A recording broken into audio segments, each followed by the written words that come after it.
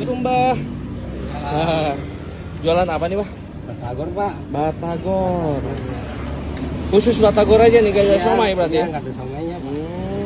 Berapaan seporsi? Porsi 8.000. 8.000. Boleh dong bikinin.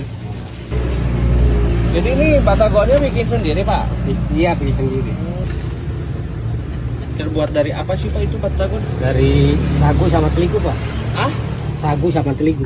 Oh. Bawa berapa biji tuh, Pak, sehari? 5 kilo. Hah? 5 kilo. 5 kilo. Sehari. Banyak, Pak.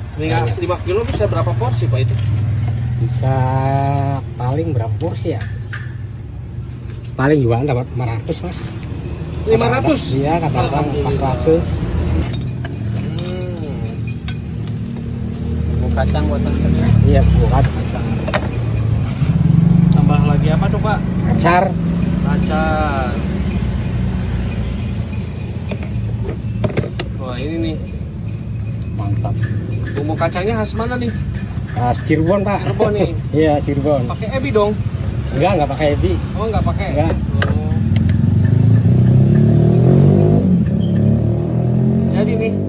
Ya. Segini berapa? Segini 8.000. 8.000. Oh, iya. Kasih sambal pedas Pak. Sedikit aja. Sedikit aja. Boleh.